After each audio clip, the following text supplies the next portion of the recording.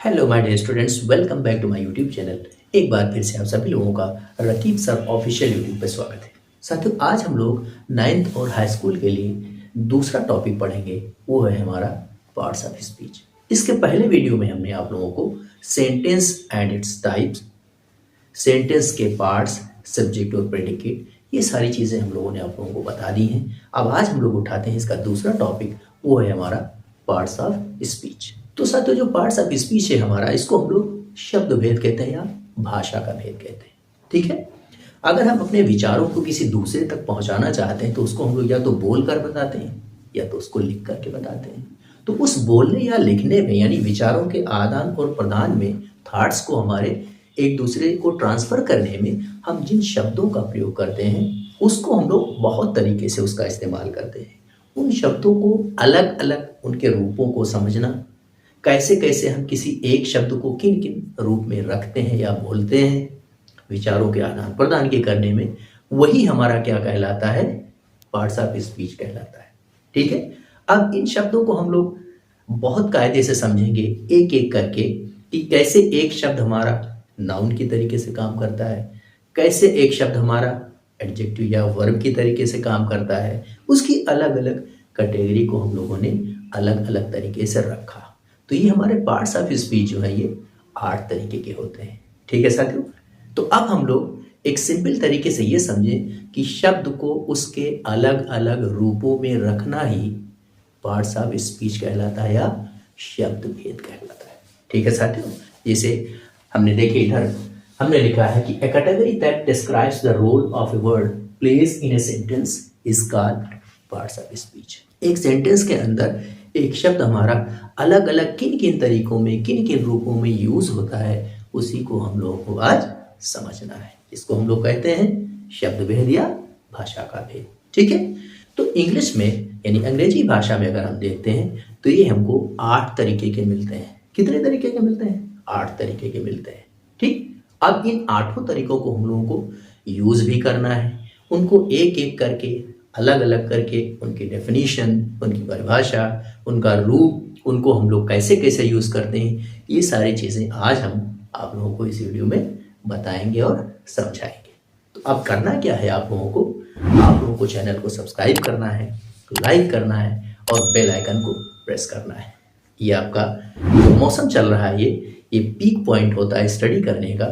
तो अब इसमें किसी भी बिना कोई देरी किए हुए आप लोग क्या करेंगे, चैनल को फॉलो करेंगे और एक एक चीज स्टेप बाय स्टेप जैसे हम लोग पढ़ेंगे, समझेंगे, उसके अनुसार ही आप लोग उस पर आगे काम करेंगे। ठीक है। तो सबसे पहले हम देखते हैं कि ये होते कितने तरीके के हैं। इसमें पहला हमारा जो होता है उसको हम लोग नाउन कहते हैं, यानी जिसको हम लोग संज्ञा कहते हैं। अब ये नाउन हमारे अलग अलग तरीके के होते हैं। अभी जब हम लोग इसको एलाबोरेट करेंगे ठीक से तो उसके पार्ट्स को भी हम लोग पढ़ेंगे और टाइप्स को पढ़ेंगे कि नाउन हमारे जो है वो कितने तरीके के होते हैं। दूसरा हमारा आता है प्रोनाउन, यानी जिसको हम लोग सर्वनाम कहते हैं। साथियों, तीसरा हमारा आता है एडजेक्टिव, जिसको हम लोग विशेषण कहते हैं। चौथा हमारा आता है वर्ब, जिसको हम लोग क्रिया कहते हैं। साथियों, पांचवा हमारा आता है एडवर्ब। अब एडवर्ब जो हमारा है उसमें क्रिया और विशेषण ये दोनों मिलते हैं आपस में। ठीक है। अगला है हमारा प्रीपोजिशन, उसको हम लोग कहते हैं क्या, संबंध सूचक। वो शब्द हमारा जो होता है वो संबंध हमारा दिखाता है। अगला है हमारा कंजंक्शन, इसको हम लोग कनेक्टिंग वर्ड भी कहते हैं। ये हमारा क्या होता है, संयोजक होता है, जोड़ने वाला शब्द होता है। और हमारा लास्ट और 8वां क्या होता है, इंटरजेक्शन, जिसको विस्मय सूचक हम लोग कहते हैं। ठीक है। तो सबसे पहले हमारा आता है कौन सा, हमारा आता है नाउन यानी संज्ञा। अगला हमारा प्रोनाउन सर्वनाम। तीसरा हमारा एडजेक्टिव यानी विशेषण। चौथा हमारा वर्ब यानी क्रिया। पांचवा हमारा एडवर्ब यानी क्रिया विशेषण। अब इसमें देखें तो एड से एडजेक्टिव, वर्ब से वर्ब हो गया, यानी क्रिया और विशेषण, यानी एडजेक्टिव प्लस वर्ब। ठीक है। छठा है हमारा प्रीपोजिशन, जिसको हम लोग संबंध सूचक, और 7वां है कंजंक्शन, और 8वां है हमारा इंटरजेक्शन। ठीक है। ये हमारे 8 पार्ट्स ऑफ स्पीच जो है, अगर इनको हम लोग खूब कायदे से समझ लें और सीख लें तो हमारे साथियों अब हम लोग क्या करेंगे, हम लोग पार्ट्स ऑफ स्पीच के अंतर्गत नाउन को पढ़ने से पहले एक चीज़ और आप लोगों को समझना है। वो चीज़ हमारी है कि जो हमने आपसे पार्ट्स ऑफ स्पीच बताया है, जो शब्द भेद बताए हैं, इनको मॉडर्न इंग्लिश में या आधुनिक व्याकरण में हम लोग दो कैटेगरी में रखते हैं। किस में रखते हैं? दो कैटेगरी में रखते हैं। सबसे पहली कैटेगरी इसमें है फॉर्म क्लासेस। इनको क्या बोलते हैं? फॉर्म क्लासेस बोलते हैं। ठीक है, ये फॉर्म क्लासेस हमारे ऐसे शब्द होते हैं, ऐसे पार्ट्स ऑफ स्पीच के हिस्से होते हैं जिनके रूप बदल जाते हैं। अलग अलग यूज जब उनको हम करते हैं तो उनके स्ट्रक्चर में कुछ चेंजेस आ जाते हैं। उनको हम लोगों ने किस में रखा है? First category is form classes. इसमें कौन कौन से आते हैं? इसमें हमारा नाउन आता है, दूसरा हमारा वर्ब आता है, तीसरा हमारा एडजेक्टिव आता है और चौथा हमारा क्या आता है? एडवर्ब आता है। ठीक से समझते चलिएगा। जो हमारे पार्ट्स ऑफ स्पीच हैं जिनको हमने 8 बताया है, उन 8 को हमने क्या किया है? मॉडर्न इंग्लिश के अंतर्गत दो स्ट्रक्चर में, दो कैटेगरी में उनको हम लोगों ने रखा है। पहली कैटेगरी ऐसी जिसको हम लोग कहते हैं फॉर्म क्लासेस, यानी वे शब्द भेद, वे हमारे पार्ट्स ऑफ स्पीच जिनके स्ट्रक्चर में यूज के अनुसार कुछ परिवर्तन आ जाए, कुछ चेंज आ जाए। उनमें ये हमारे 4 आते हैं, नाउन, वर्ब, एडजेक्टिव और एडवर्ब। ठीक है, इतनी बात क्लियर हुई। साथियों, जो दूसरी कैटेगरी हमने रखी है वो कौन सी है? वो है हमारी स्ट्रक्चर क्लासेस या स्ट्रक्चर वर्ड।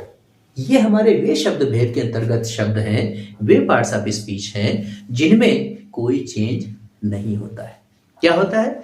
जिनके यूज में, स्ट्रक्चर में कोई भी चेंज नहीं होता है। ठीक है, जैसे उसमें हमारा है पहला प्रोनाउन। तो साथियों, इसको हमने किस में रखा? इसको रखा स्ट्रक्चर क्लास के अंतर्गत, यानी इसके यूज में हमें कभी कोई परिवर्तन नहीं दिखेगा। ठीक है, दूसरी चीज हमने रखी क्या? प्रीपोजिशन को रखा। प्रीपोजिशन हमारे जो संबंध सूचक होते हैं उनमें इन है, ऑन है, फॉर है, सिंस है, etc, ये जितने भी आते हैं हमारे, ये सब हमारे क्या होते हैं? एक ही जैसे होते हैं। इनके यूज में कभी कोई चेंज हम नहीं देखते हैं।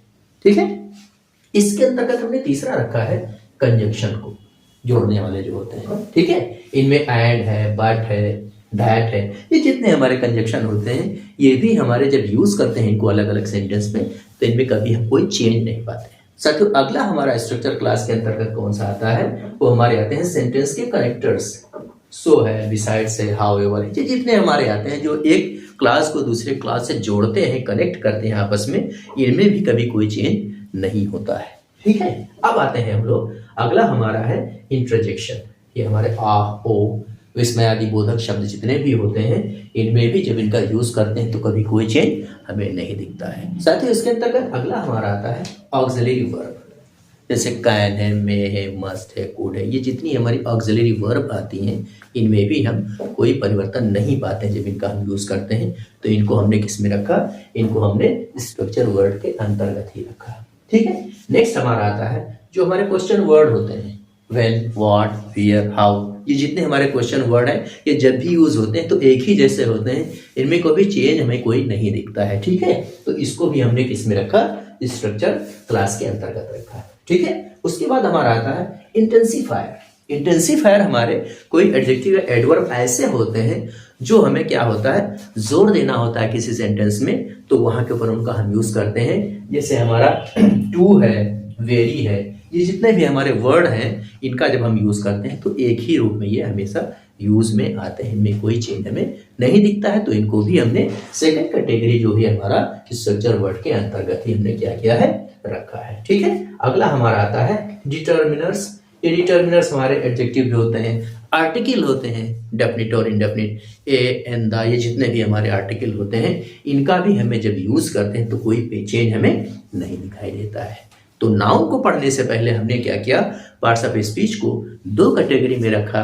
पहला हमारा है फॉर्म क्लास, जिसमें नाउन, वर्ब, एडजेक्टिव, एडवर्ब, और दूसरा हमारा है स्ट्रक्चर क्लास, जिसमें हमने इन सबको उठा करके रखा है। ठीक है, अब हमारा जो फॉर्म क्लास है, इसलिए इनमें रखा है क्योंकि इनमें आने वाले जितने भी पार्ट्स ऑफ स्पीच हैं, उनके स्ट्रक्चर में चेंज हमें दिखाई पड़ जाता है जब उनका हम अलग अलग यूज करते हैं तो। और दूसरा हमारा जो स्ट्रक्चर वर्ड है हमारा, उसमें ये शब्द जैसे भी हैं, जिस तरीके से रखे होते हैं, इनका अलग अलग यूज हम करते हैं, इनमें कोई हमें चेंज या परिवर्तन नहीं दिखाई पड़ता है। इतनी बात क्लियर हो गई?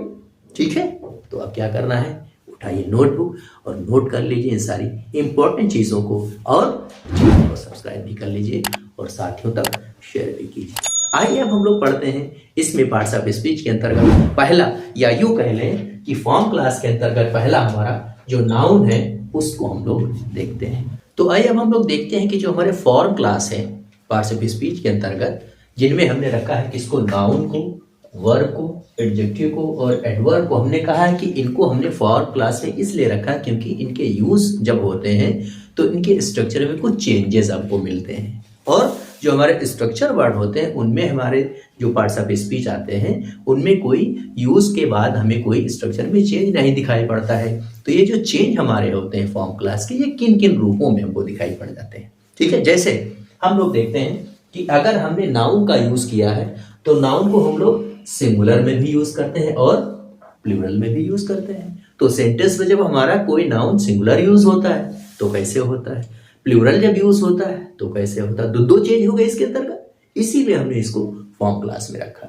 ठीक है, अब उसी तरीके से अगर हम देखते हैं वर्ब को जब भी हम कहीं यूज करते हैं तो आपको पता है कि तीनों टेंस में अलग अलग तरीके से वर्ब हमारी यूज होती है। कहीं पे फर्स्ट फॉर्म लगती है, कहीं पे आईएनजी लगती है, कहीं पे सेकंड फॉर्म होती है, कहीं पे थर्ड फॉर्म होती है। तो वर्ब में हमें क्या मिला, चेंज दिखाई पड़ गया, इसलिए हमने इसको फॉर्म क्लास में रखा। ठीक है, उसी तरीके से हम लोग देखते हैं कि अगर हमें किसी वर्ब में पार्टिसिपल और जीरंड की तरीके से उसको यूज करना हो तो वो हमारी एडवर्ब बन जाती है, एडवर्ब की तरीके से सेंटेंस में काम करने लगती है। ठीक है, तो वो भी हमें चेंज दिखाई पड़ने लगता है। अगला हमारा होता है कि अगर हमें किसी एडजेक्टिव का यूज करना हो तो उसकी आपने पढ़ी है कि 3 डिग्रियां होती हैं, पॉजिटिव, कंपैरेटिव और सुपरलेटिव। तो अब पॉजिटिव डिग्री का जो एडजेक्टिव हमारा वो सुपरलेटिव से थोड़ा सा डिफरेंस होगा, उनके यूज में भी अलग अलग फर्क आपको दिखाई पड़ेगा, इसीलिए हमने इसको रखा फॉर्म क्लास में। अगला है हमारा कि पॉजेसिव केस, यानी हम किसी प्रोनाउन के अलग अलग केस में उसका यूज करते हैं। अगली चीज हमारी हो जाती है कि मॉर्फिम, यानी कुछ ऐसे हमारे प्रीफिक्स होते हैं, कुछ ऐसे वर्ड हमारे होते हैं जिनको हम किसी अन्य वर्ड में जोड़ करके एक नया बनाने लगते हैं। ठीक है, जैसे हमारा आई एम प्लस पॉसिबल मिलकर के इम्पॉसिबल होता है ना। तो इस तरीके के ये हमारे चेंजेस जो होते हैं, हमने आपको बताया था कि जिसमें हमें क्या होता है कि ये हमारे जो फॉर्म क्लास के अंतर्गत पार्ट्स ऑफ स्पीच आते हैं, इनमें हम इनको रखते हैं, नाउन को, वर्ब को, एडजेक्टिव के एडवर्ब को, क्योंकि इनका जब हम यूज करते हैं तो इनके स्ट्रक्चर में चेंजेस हो जाते हैं। ठीक है, तो आइए अब इसमें से हम उठाते हैं नाउन को। तो अब हमारे प्यारे विद्यार्थियों, हम लोग क्या करेंगे, फॉर्म क्लास के अंतर्गत जो हमारा पहला पार्ट्स ऑफ स्पीच है वो है नाउन, यानी संज्ञा। ठीक है, अलग अलग तरीके से इसको डिफाइन किया है लोगों ने। ठीक है, कि किसी व्यक्ति, वस्तु या स्थान के नाम को, a noun is the name, person, place और थिंग इज द। बिल्कुल आसान और सिंपल इसकी डेफिनेशन ये है कि नेम इज द नाउन, नाम ही संज्ञा है। हमारे संसार में जितनी भी वस्तुएं हैं, हर चीज का अपना एक नाम है। कोई ऐसी चीज आपको नहीं मिलेगी जिसका कोई नाम ना हो। तो नाम को ही हम लोग क्या कहते हैं, नाउन कहते हैं। नेम इज द नाउन, बिल्कुल इजी सिंपल। जैसे चाहे वो किसी व्यक्ति का नाम हो मोहन या महेश, किसी स्थान का नाम हो दिल्ली, कोई फ्रूट्स हमारा मैंगो, इस तरीके से कोई भी नाम अगर हमारा है वो किसी सेंटेंस में अगर हमें दिखाई पड़ता है तो हम कहेंगे कि ये नाउन है। ठीक है, पहला सबसे पहली चीज कि किसी भी चीज का हमें नाम, कोई भी नाम हमें अगर दिखाई पड़ जाए वो नाउन हो जाता है। अब इस नाउन को और थोड़ा इजी करने के लिए हम लोगों ने क्या किया, इसको कैटेगरी में बांटा। किसमें बांटा, अलग अलग तरीके से इसको कैटेगरी में बांटा ताकि इसको हम लोग और अच्छी तरीके से समझ लें। ठीक है, तो इस नाउन को हमने कितने हिस्सों में बांटा, इसको हमने 5 हिस्सों में बांटा। There are 5 types of noun. इसमें पहला है हमारा प्रॉपर नाउन, जिसको हम लोग व्यक्तिवाचक कहते हैं। ठीक है, दूसरा हमारा है कॉमन नाउन, जिसको हम लोग जातिवाचक कहते हैं। तीसरा है हमारा मटेरियल नाउन, पदार्थवाचक। ठीक है, चौथा है हमारा कलेक्टिव समूह, जिसको हम लोग बोलते हैं कलेक्टिव नाउन। और अगला है हमारा लास्ट अब्स्ट्रैक्ट नाउन। कौन सा, अब्स्ट्रैक्ट नाउन। तो अभी तो ये हमारी पांचों हमारे सामने हैं, अब इनको अलग अलग तरीके से हम लोग एक एक को समझेंगे। ठीक है, तो नाउन के अंतर्गत सबसे पहला हमारा आता है प्रॉपर नाउन। आइए अब हम लोग इसको देखते हैं। तो साथियों, हमारे जो प्रॉपर नाउन है, हमारा जो पहला नाउन की कैटेगरी में पहला हमारा आता है, जिसको हम लोग प्रॉपर नाउन बोलते हैं, जिसको हम लोग व्यक्तिवाचक बोलते हैं। इसमें प्रॉपर का मतलब ही होता है अपना, खास, ओन, यानी एक ऐसा नाउन जो किसी व्यक्ति या वस्तु की अपनी खुद की पहचान बताता हो, उसकी आइडेंटिटी बताता हो। ठीक है, उसको हम लोग क्या कहेंगे? प्रॉपर नाउन कहेंगे। किसी खास व्यक्ति या वस्तु के नाम को हम लोग क्या कहते हैं? प्रॉपर नाउन कहते हैं, या इसको कहते हैं व्यक्तिवाचक। जैसे फॉर एग्जाम्पल राम एक व्यक्ति है। अब ये राम जो उसका नाम है, ये उसकी आइडेंटिटी है। ये व्यक्ति जो है इसी नाम से पुकारा जाएगा। ठीक है, तो ये खास हो गया ना, ओन हो गया, अपना, उसका खुद का हो गया, उसकी आइडेंटिटी होगी। उसी तरीके से इंडिया एक देश है हमारा, बहुत सारे देश हैं, लेकिन जब इंडिया का नाम आएगा तो ये एक खास विशेष देश जो है उसके बारे में है। ठीक है, अगला उसी तरीके से है संडे। हफ्ते के 7 दिन में एक दिन ऐसा है जिसको हम लोग संडे या रविवार बोलते हैं। तो ये संडे उसकी आइडेंटिटी होगी उस दिन की। तो ये हमारा जो प्रॉपर नाउन होता है, ये हमारा व्यक्तिवाचक जो होता है, ये खास होता है। किसी व्यक्ति की अपनी खुद की आइडेंटिटी होता हो, उसकी पहचान हो जाए, वो हमारा क्या कहलाता है? प्रॉपर नाउन कहलाता है। आ रहा है समझ में? हमें उम्मीद है समझ में आ गया होगा आप लोगों के। अब हम लोग आते हैं इसका कैटेगरी नंबर 2। ठीक है, तो अब हमारा नाउन की कैटेगरी में दूसरा हमारा है कॉमन नाउन, यानी इसको हम लोग कहते हैं पूरा जो है जातिवाचक। अब इसमें कॉमन का मतलब होता है पूरा वर्ग या संपूर्ण जाति, एक ऐसी संज्ञा हमारी जिससे किसी संपूर्ण जाति का या संपूर्ण वर्ग का ज्ञान हो, वही हमारा क्या कहलाता है?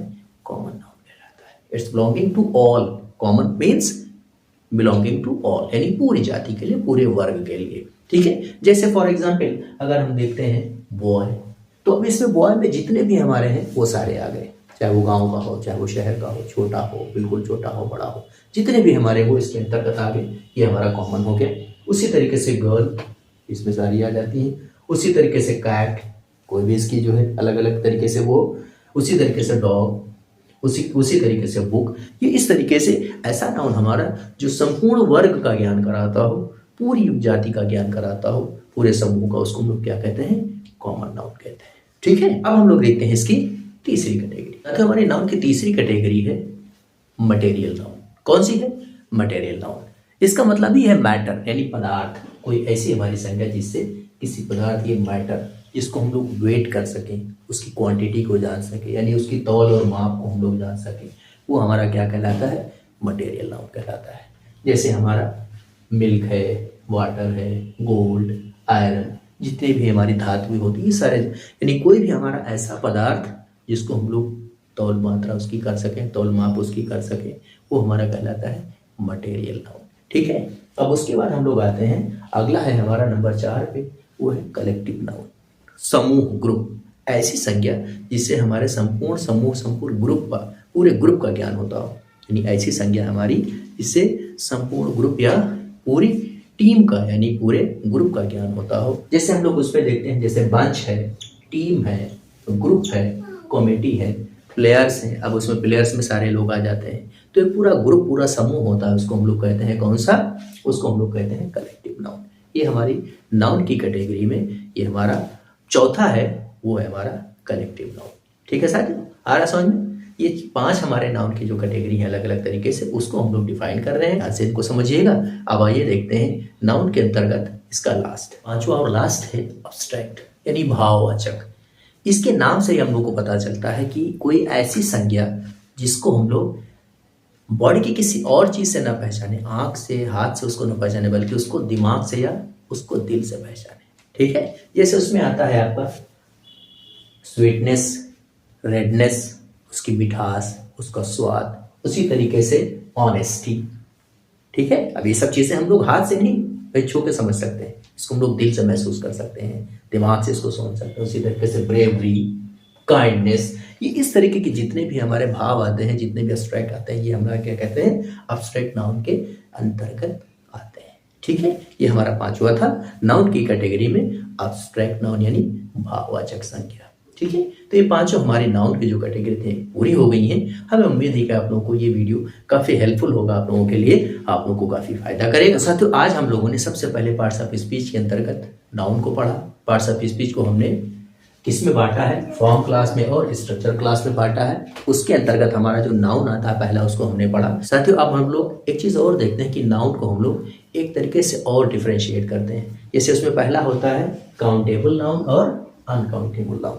नाम से ही पता चलता है कि ऐसी हमारी संज्ञाएं, ऐसे हमारे नाउन जिनको हम लोग काउंट कर सकें, गिन सकें, उनके पहले हम लोग AN 1 2 3 4 इस तरीके से 1 बुक 2 बुक 3 एप्पल 4 एप्पल इस तरीके से कोई ऐसी हम काउंटेबल जो हमारी संख्या होती है उसको लगा करके उनको हम लोग काउंट कर सकें, उनको हम लोग काउंटेबल नाउन कहते हैं। और ऐसी हमारी संज्ञाएं, ऐसे हमारे नाउन जिनको हम लोग काउंट ना कर सकें, वाटर है, मिल्क है, ऑयल है, तो उनको हम लोग क्या कहते हैं? अनकाउंटेबल नाउन कहते हैं। ठीक है साथियों, तो अब तक अगर आप लोगों ने हमारे चैनल को सब्सक्राइब नहीं किया तो कर लीजिए, बेल आइकन को प्रेस करिए और अपने साथियों को इसको शेयर करिए। साथ ही साथ आप लोग कमेंट बॉक्स में कमेंट जरूर करिए कि आप लोगों को कौन कौन सी स्पेशल टॉपिक के ऊपर वीडियोस चाहिए। टिल देन अपना ख्याल रखिए, मिलते हैं आपसे, यहीं से कंटिन्यू करेंगे नेक्स्ट वीडियो में।